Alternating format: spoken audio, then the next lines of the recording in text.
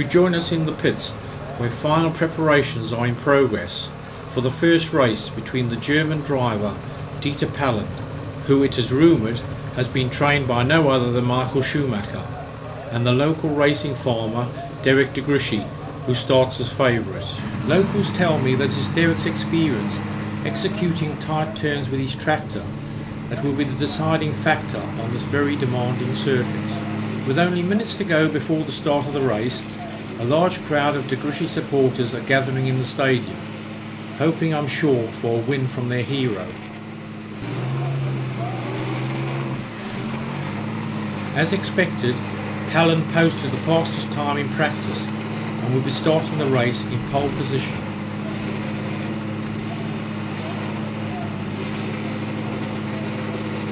I'm just getting a message from the pits that there is a fault with the steering on the Jersey driver's machine, and it won't be possible to repair it before the start. Nevertheless, de Gruchy has agreed to race. Apparently it's no worse than the steering on his Ferguson tractor that he's been driving for over 20 years.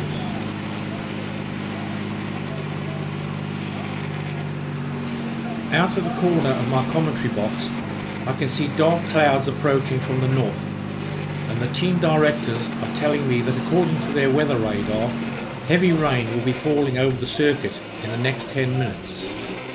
With the predicted rain imminent, I see both teams have opted to start the race on the harder compound wet weather tyres. De Gruchy seems totally undaunted by the start of the race. I think he's found a friend in the crowd to record the race for him. We are now being joined by our millions of overseas viewers from Saab for the start of the race, and not a moment too soon as the drivers line up on the starting grid. They're off. What a cracking start from the young German driver. He's already pulled out a 5-yard lead over de Gruchy, who stalled his engine. I can hear the engine running again, and he finally gets away. Not the sort of start he was hoping for. Incredibly, de Gruchy appears to have narrowed the gap. Both drivers are trying to get heat into their tyres and approaching the corners very cautiously.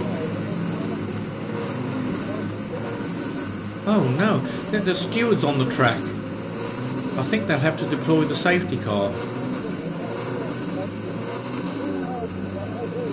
I'm hearing from race control that the event will continue as the track is now clear. De Gruchy's using Pallen's slipstream and is trying to force Pallen into making a mistake. Unbelievable! Pallen's hit the tyre wall. He seems okay. I can hear his engine still running. He's struggling to get out of the gravel trap, and finally he gets back onto the track. This costly mistake has cost him the lead, if not the race.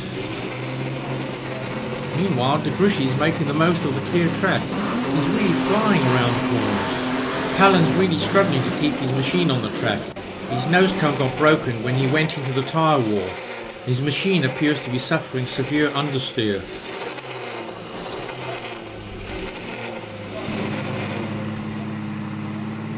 At the end of Sector 3, de Gruchy has now pulled out a 45-second lead over Pallen. The Jersey driver is really flying around the circuit. Pallen's only chance of winning this race is for de Gruchy to become overconfident and make a mistake.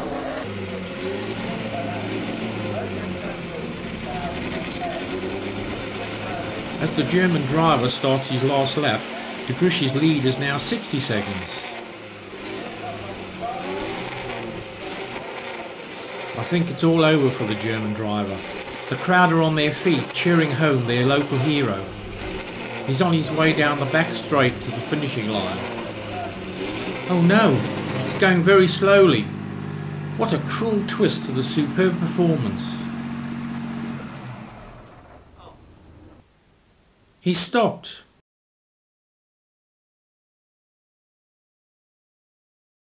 He started again. It was only to have his photograph taken. It's now only a short cruise to the checkered flag as Pallen comes around the final corner. What a race!